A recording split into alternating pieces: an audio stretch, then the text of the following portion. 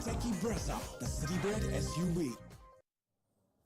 6 down, 4 to go. We wait to see the Lucknow Super Giants and the Rajasthan Royals this afternoon, and then the Titans and the Mumbai Indians later this evening. So it's plenty to look forward to on a fascinating Sunday of double-header IPL cricket in this season. This is Maruti Suzuki Arena presents ESPN Cricket for Timeout.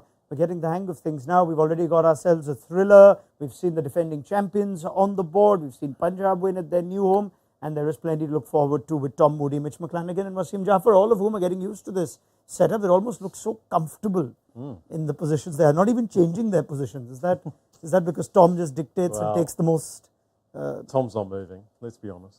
No, it's just, I was put here and I'm just following my instructions. So this is, after all these years, you just follow instructions. I thought you're a leader of men, I thought. We've just gone in height order.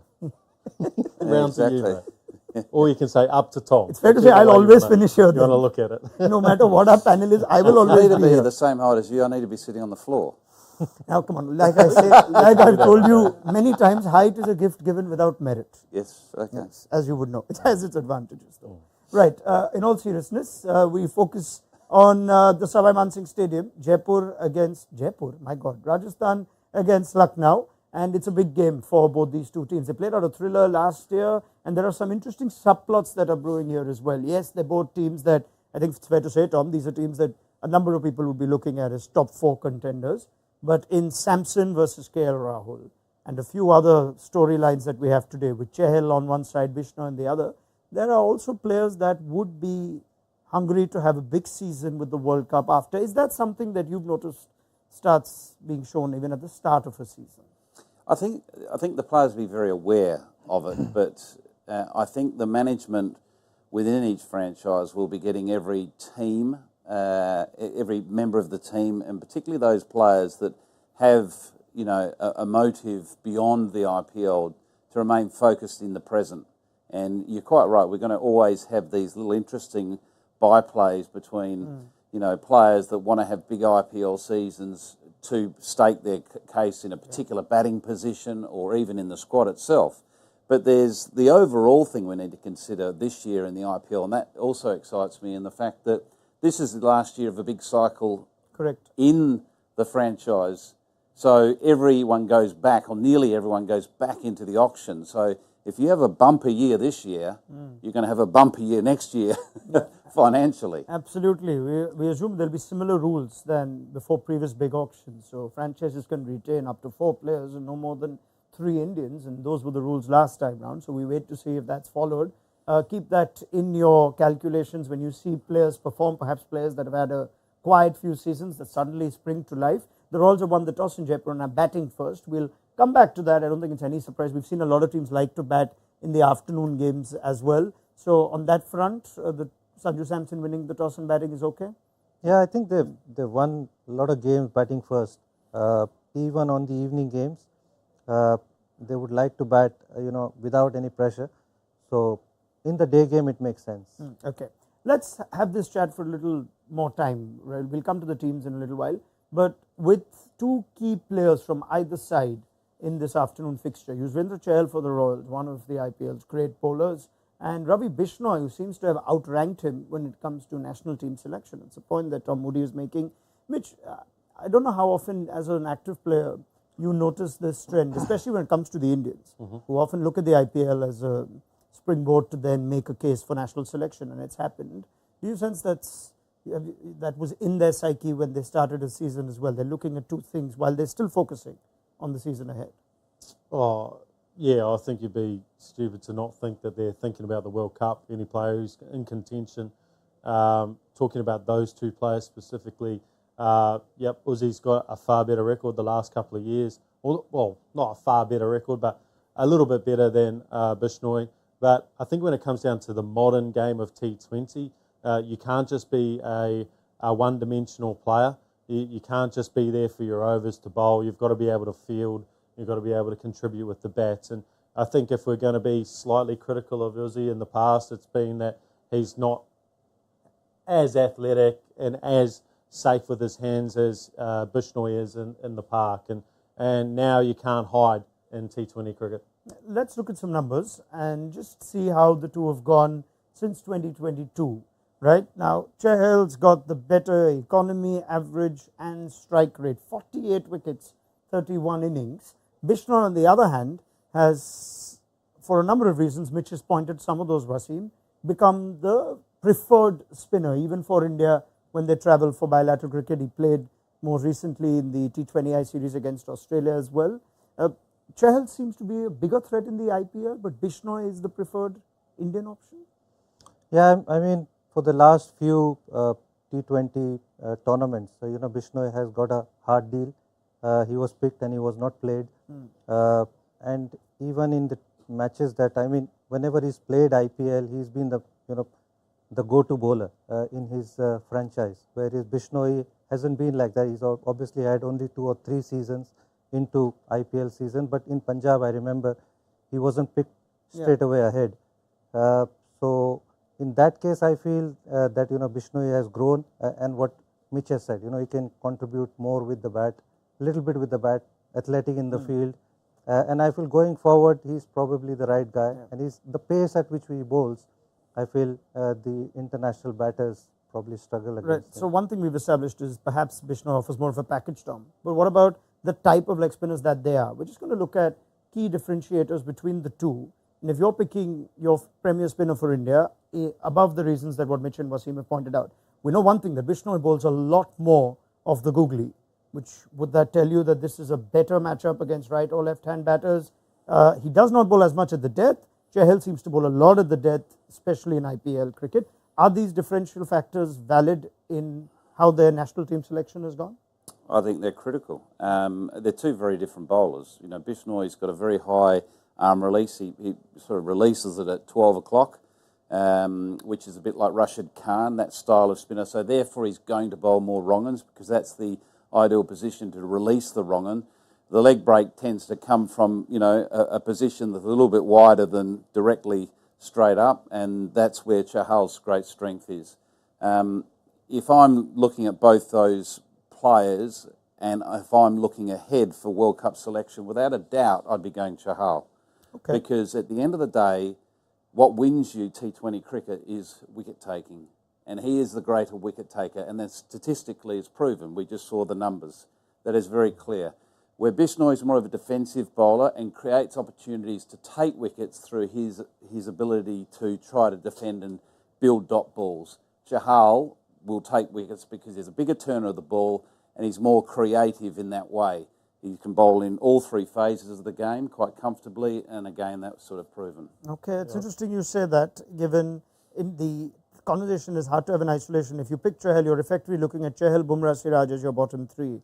And there are teams that are worried about not having any capable batting starting 9. Yeah, that's bottom 3.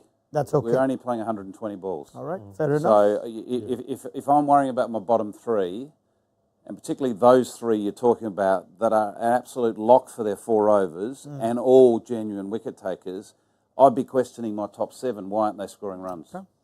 I know you want to move on from this, but you can read my face, can't you? Yeah. But for me, I know you said he's a wicket taker, but I also think that not enough analysis has gone into bowlers and the amount of runs they give away in the field. And there's some players who we can all probably remember in history who, in T20 in particular, they might go 4 overs for 24, but they give away a short fine leg without being able to move or drop catches. They give away 10 runs. So effectively, they've gone 2 for 34 instead of 2 for 24, where I think that's quite significant, and it's not a detail that's taken into account enough when assessing a bowler for your side. Yeah, I know it's the kind of thing that analysts do not value at all. They don't care about that. They almost consider fielding as a non-issue, and it's more the cricketer's eye that sees that. Well, it's only because they haven't developed the software to quantify analyse it. Yeah, there needs to be an algorithm. So there's the challenge. Okay, final verdict. If you have to, who's going to have the bigger impact in this game and maybe even in this season? Bishnoi or Chahal? Wasim?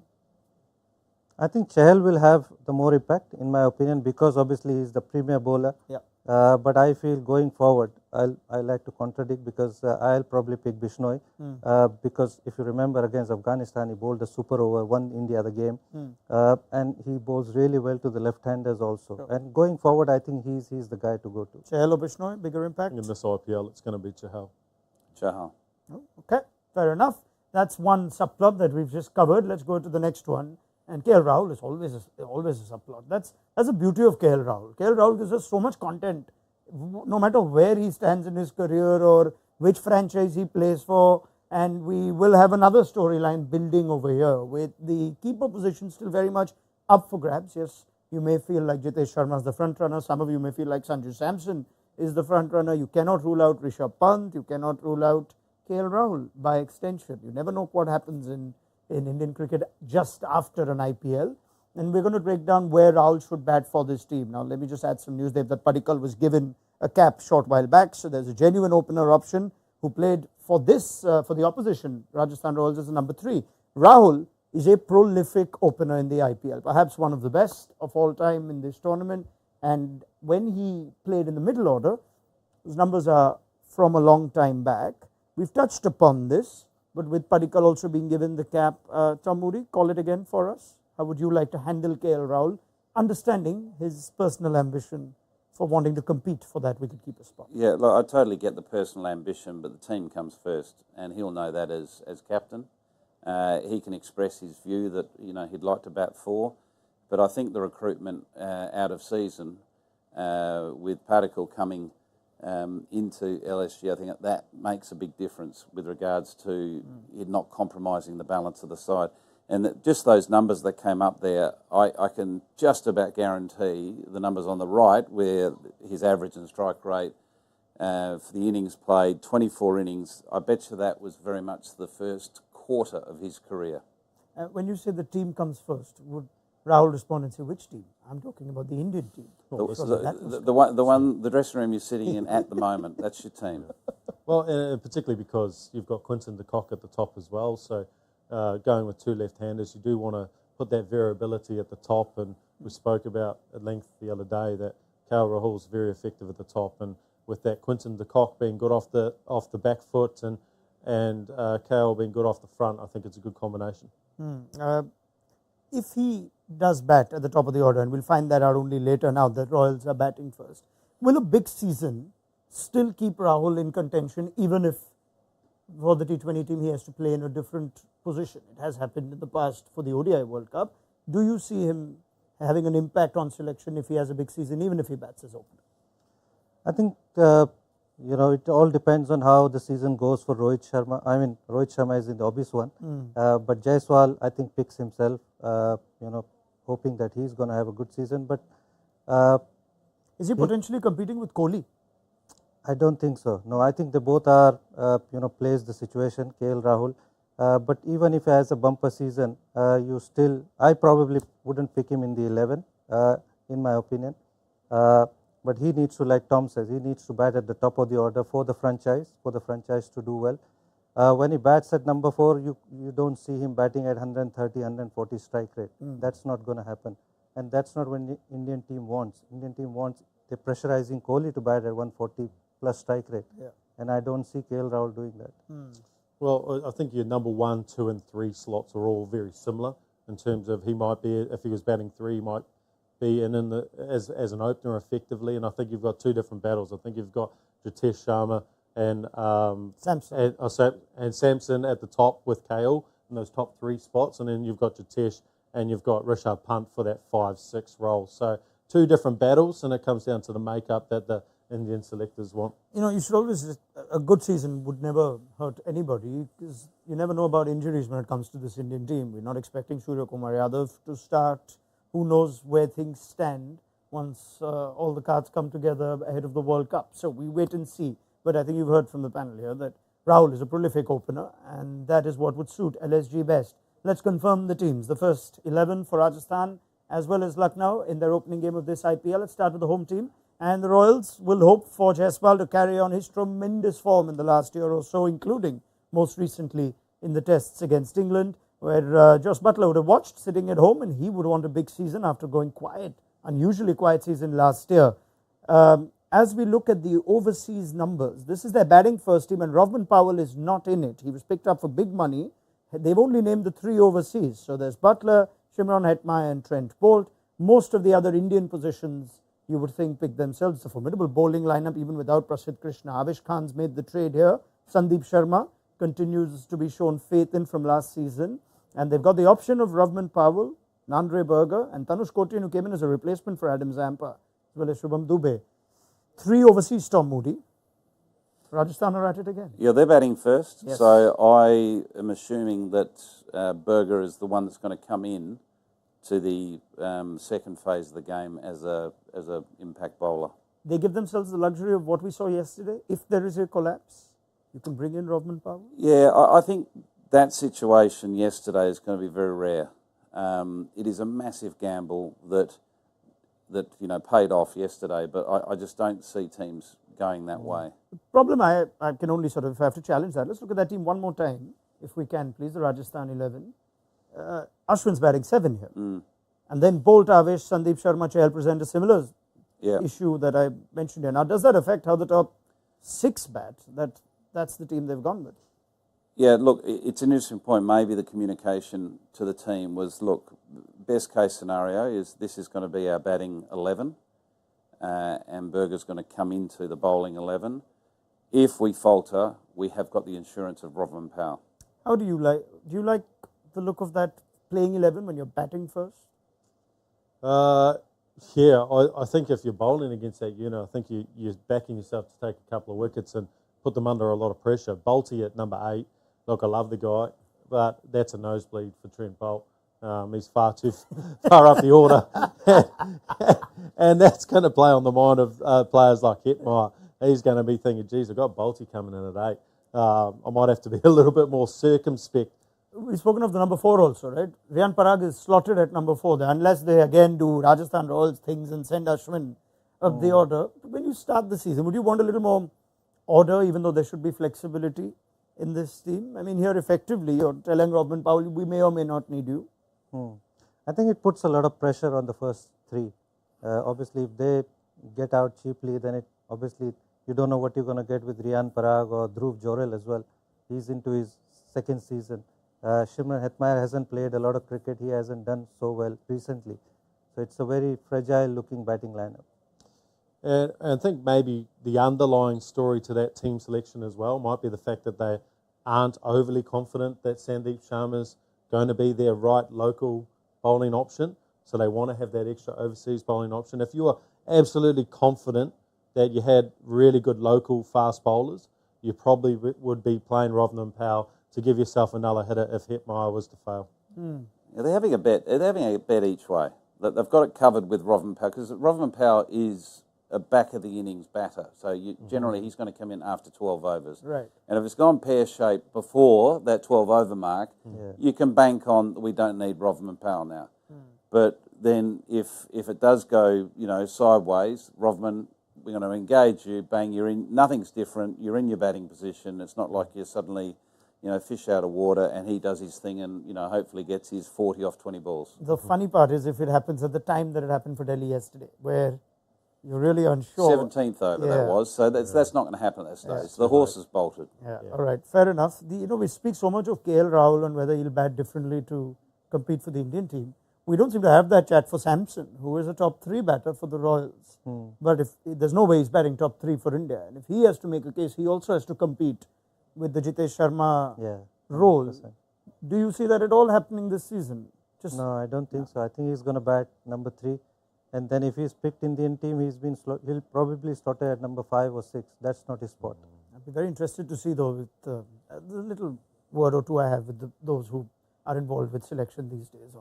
They don't seem big fans of selecting people who play different roles in their franchise than to India. Quite a sound way to go about it, don't you think? Yeah, absolutely. Yeah. You develop a lot of knowledge around playing a specific role. Batting at 3 and batting at 5 in T20 cricket are totally different roles. Yep. And you need to develop the skill to be able to, do it second nature. It's like suddenly for the first time in your career asking to, take the new ball when you're a middle overs bowler and a death bowler. It's very difficult to do.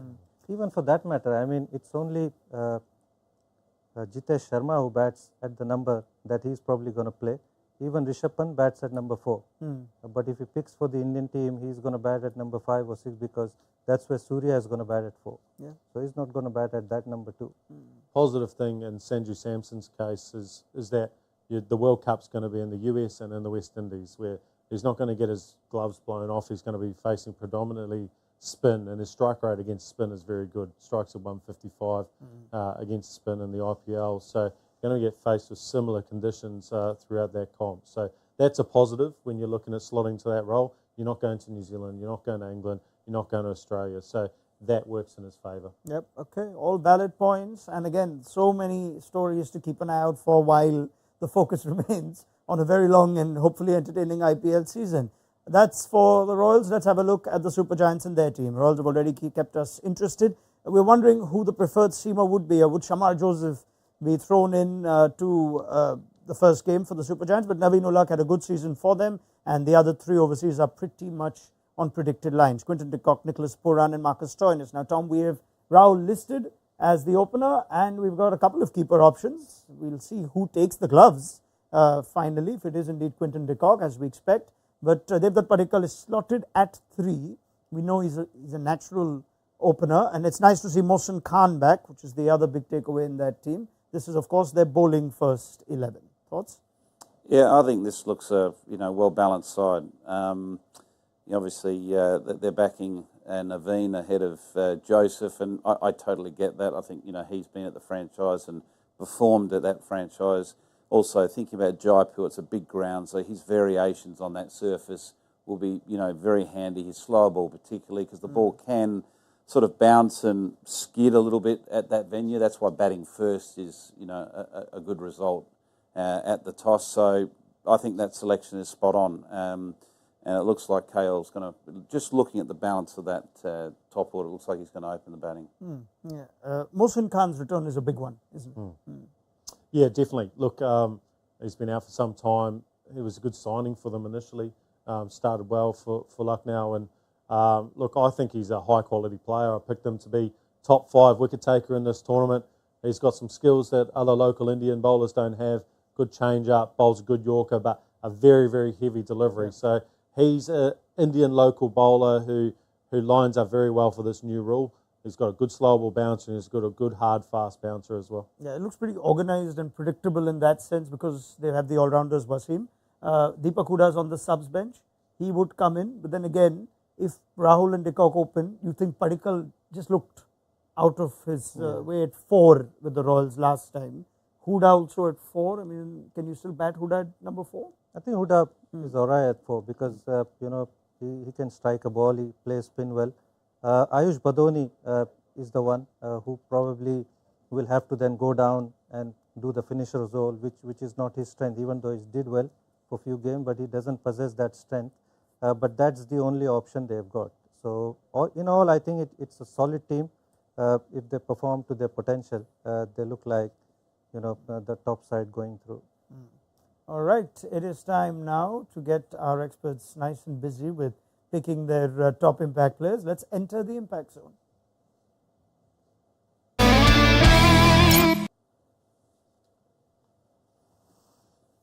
Right, let's remind you of what we've tried to achieve here, and we started this lovely trend, and it's invoking some slight competition between Tom, Mitch and Wasim on picking 3 players at the start of each game, a batter, a bowler and an all-rounder. However, I might throw a curveball on that today.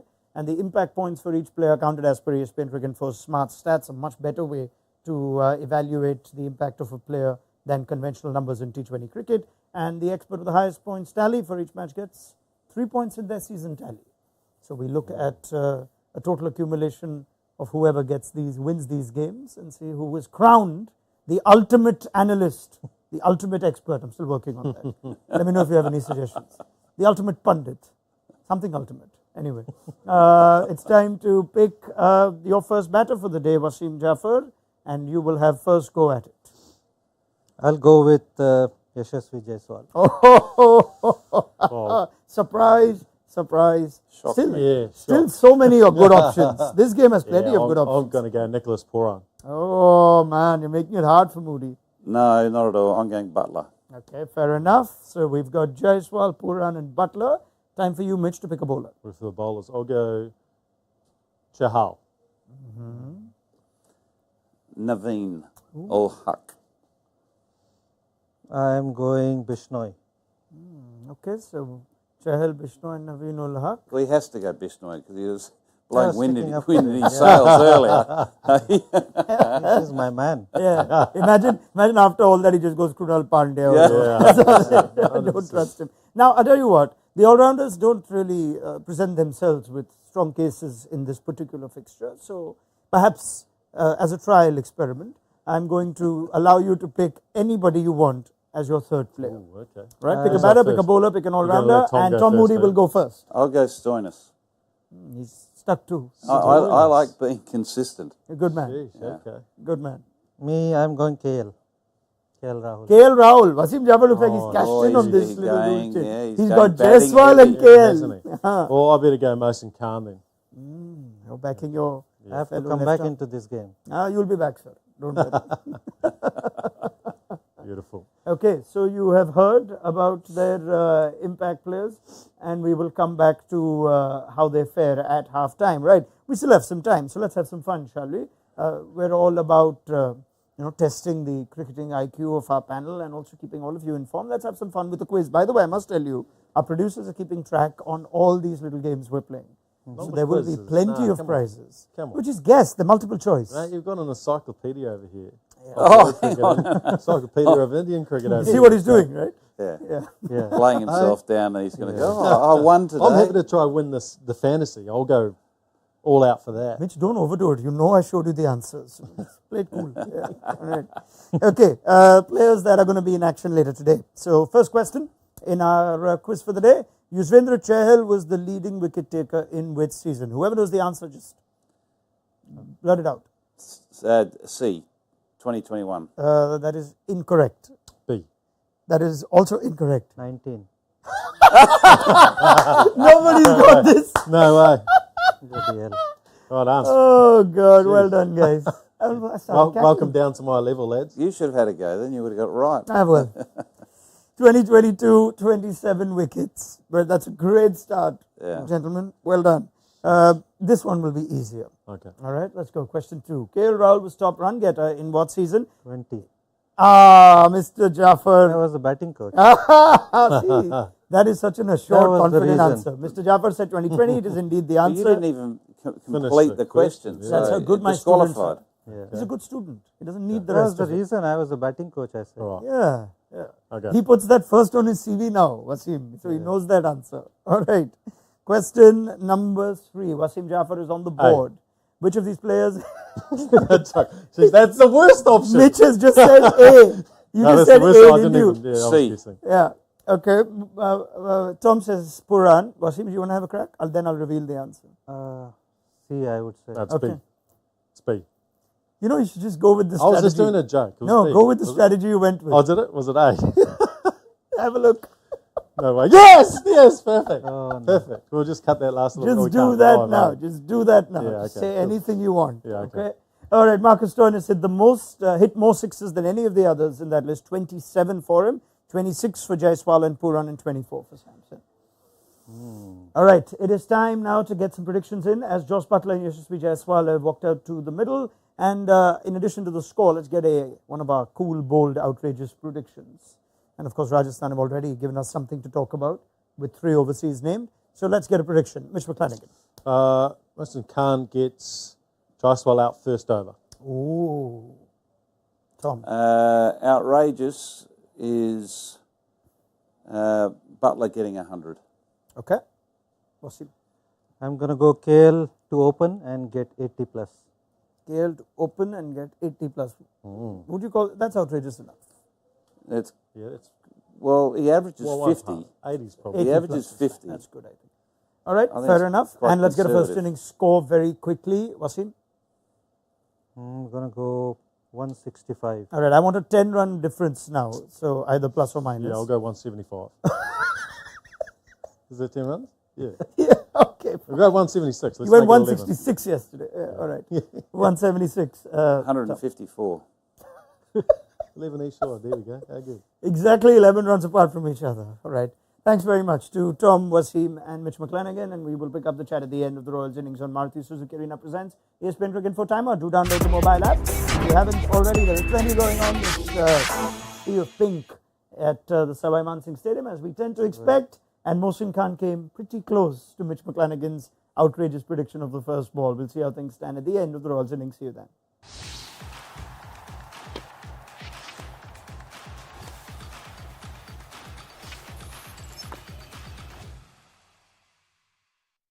All new hot and techy Brezza, the Citybird SUV.